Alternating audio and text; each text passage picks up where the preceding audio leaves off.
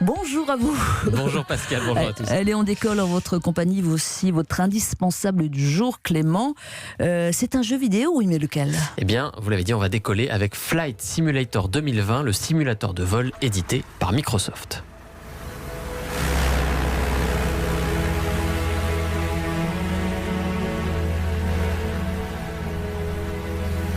Alors, ça va peut-être parler aux gamers les plus anciens, puisque c'est une licence qui est née en 1982. Là encore, je n'ai pas né non plus. C'est vieux pour vous, là. C'est exactement, mais j'ai quand même joué dans ma petite enfance. C'est un des premiers jeux auxquels j'ai joué, moi, sur PC. C'était dans les début des années 2000.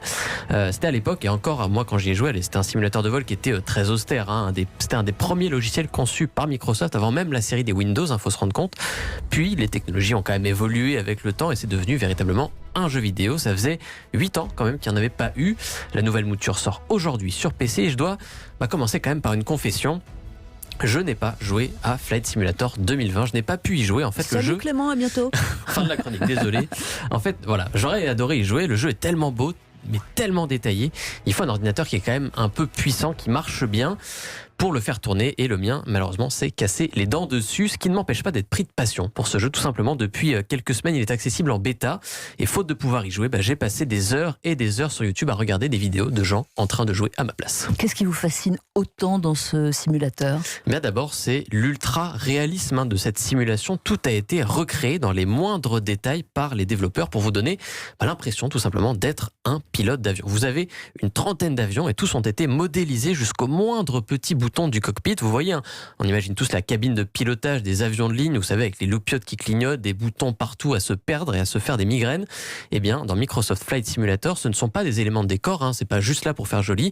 Tous les boutons peuvent être activés. C'est une prouesse technique réellement qui a été réalisée, cocorico, par des Français pour Microsoft. Écoutez, Sébastien Vlog, c'est le patron du studio bordelais Asobo.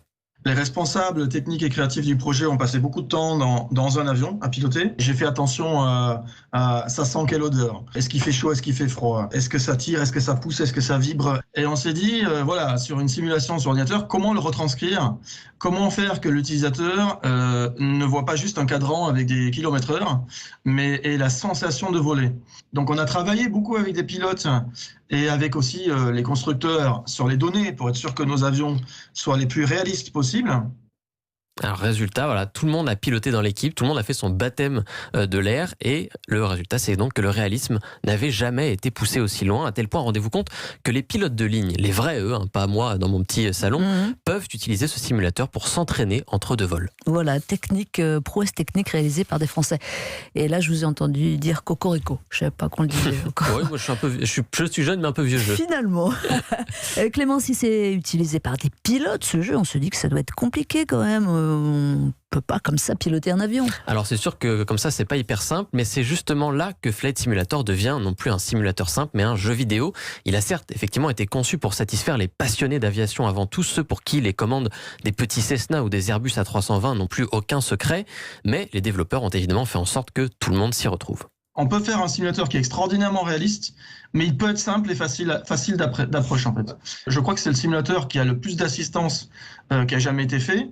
Vous pouvez allumer toutes les assistances et donc n'importe qui, je dirais, peut assez facilement rentrer dans ce simulateur et s'amuser pendant longtemps. On a une interface aussi, vous cliquez sur la planète n'importe où, hop, vous pouvez démarrer en l'air, l'avion il vole déjà, et à part, j'ai la manette dans les mains, à part faire gauche, droite, haut, bas, il n'y a pas grand chose à faire. Voilà, donc en résumé, si vous voulez vous faire un Paris-Tokyo en conditions réelles avec la checklist sur le tarmac, le décollage et le vol complet jusqu'à l'atterrissage, libre à vous. Mais si, comme moi, vous voulez juste planer au-dessus des nuages et profiter de la terre vue du ciel, c'est possible aussi. La terre vue du ciel. Vous disiez en préambule, Clément, que c'est un très beau jeu. Absolument, et c'est ça qui, moi, m'a le plus impressionné. Les développeurs d'Asobo ont modélisé l'intégralité de la surface du globe. Ils se sont servis pour ça des images satellites qui sont collectées par Microsoft, puis ils les ont peaufinées à la main. C'est un travail de fourmi, tout n'est évidemment pas toujours 100% identique, bien sûr, c'est impossible, mais un soin tout particulier a été accordé au lieu emblématique de notre Terre. Martial Bossard, c'est le cofondateur du studio Asobo. Dans la carte de la Terre, vous avez plusieurs centaines, je crois, de points d'intérêt où on a rajouté, par exemple, la Tour Eiffel. Et donc, on a fait attention à ce que ce soit bien manuellement. On a fait attention. C'est-à-dire, il y a vraiment une personne qui a passé, plusieurs personnes qui ont passé beaucoup de temps pour les perfectionner avec de la photo. Mais après, le monde est tellement grand. Si on faisait que ça, il faudrait 14 ans pour globalement surveiller la planète entière. Il faudrait 14 ans en faisant que ça. Alors, ça leur a pas pris 14 ans, c'était pas possible. En 4 ans, ils ont rendu l'intégralité de la surface terrestre en s'attardant effectivement sur quelques points. Vous pouvez faire le Grand Canyon, vous avez l'impression d'y être. Et c'est hypnotisant, en fait, à regarder. C'est ça qui fait que j'y passe des heures sur YouTube. Le moindre village de France, faut se rendre compte, est quand même présent dans le jeu. Et c'est un peu ce qui amuse tout le monde. On voit les joueurs qui s'amusent à survoler le lieu où ils ont vécu enfant pour essayer de repérer leur maison. C'est absolument dingue. Et vous comprenez mieux maintenant pourquoi. Eh bien, je passe mon temps sur YouTube à regarder des vidéos de gens en train de piloter des faux avions. Si ça fait en même temps Google Earth, alors là, il n'y a rien à dire. Ça s'appelle Fly Simulator 2020 et c'était le jeu vidéo que nous recommandez. Merci beaucoup Clément Le Saffre, à très bientôt.